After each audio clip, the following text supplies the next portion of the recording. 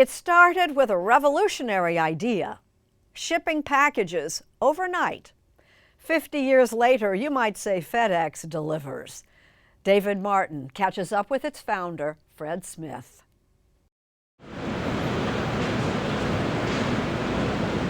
Once you see it, you will never again take overnight delivery for granted. The sorting center at FedEx headquarters in Memphis. Elbow grease and computerized conveyor belts routing packages around the world. The Fred Smith? Well, I am. Here's the man behind it all. Martin. Yeah, good to see you. Good to see you. Fred Smith founded the company that revolutionized business 50 years ago. I expected you somewhere to be following your planes around the world. Well, I can. I've got a map right there, and I can pull it up. There they are, heading across the Pacific. Is that what it looks like every day? Yeah, we serve 220 countries around the world. Today, FedEx employs more than 530,000 people and moves 15 million packages a day aboard a fleet of 700 airplanes, including the wide-bodied Boeing 777. So how many of these guys do you own?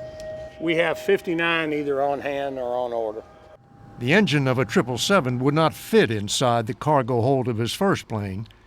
Now on display at the Smithsonian Air and Space Museum, it is the flagship of the air express industry Smith created to meet the needs of the coming information age.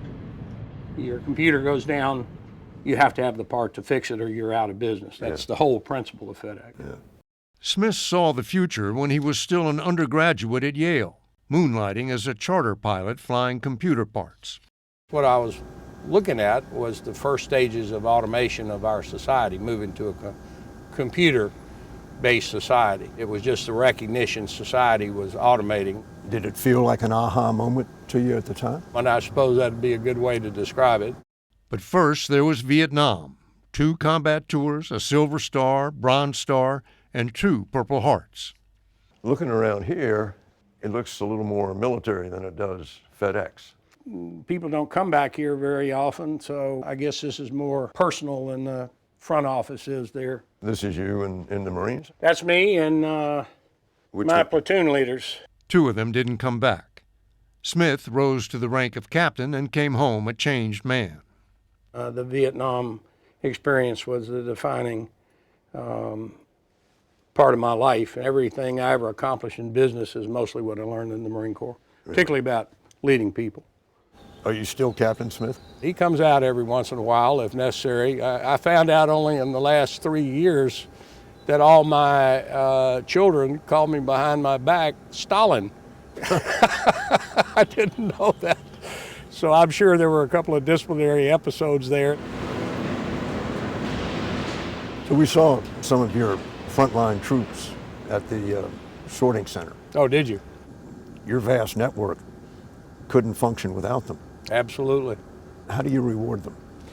Well, the most important way we reward them is good pay and benefits. So if you work for us, we'll put you through college. But I thought those were part-time workers. Well, they are, but they still get medical benefits and tuition refund. Okay, fly safe. Say Fred around here and everybody knows who you're talking about. You hadn't hardly aged at all. Hey, I look like it's because of you.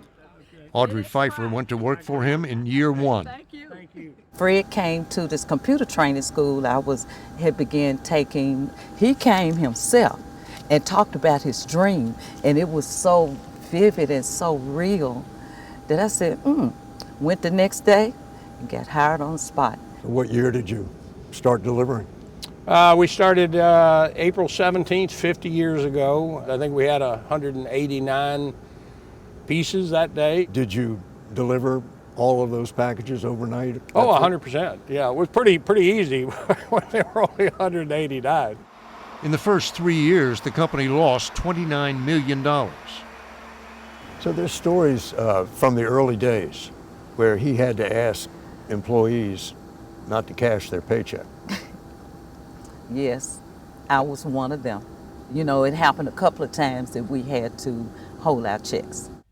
But his hub and spoke system, planes flying into a central location and back out to their final destination, proved overnight delivery was possible.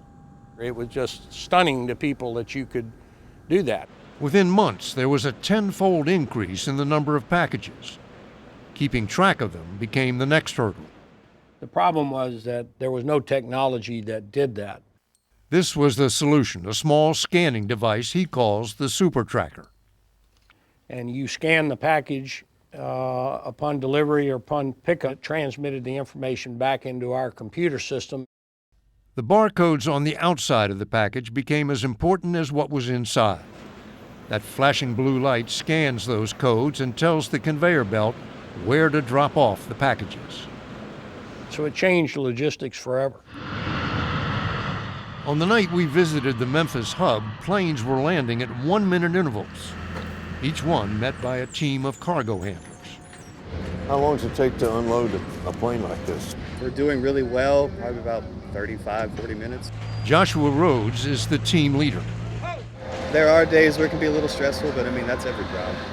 You feel like you're always working against the clock? But I mean, that is the life of FedEx. 15 minutes! Crunch time! The FedEx life came to the big screen in the person of Tom Hanks, That's how much time we have. who played a time-obsessed manager in the movie Castaway. Oh, wait a minute. Wilson. Wilson, that's Wilson, all right. A replica of Wilson. You're still away?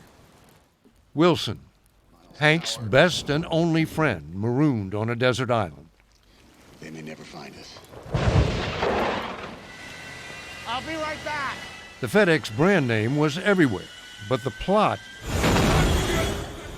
had public relations disaster written all over it. When I told our senior VP of marketing that I'd agreed to let a FedEx plane be crashed with Tom Hanks in it, he almost passed out. It became what Smith calls a $100 million infomercial for a company that is always racing the clock. Those packages just Yeah, don't stop moving. you don't want them to sit there because that's just idle cost. Within hours of landing, the planes are loaded and ready to take off again. In the control tower, Al Coleman needs to get each one airborne within 15 minutes of pushing back from the gate. We like burning our fuel in flight and not taxiing.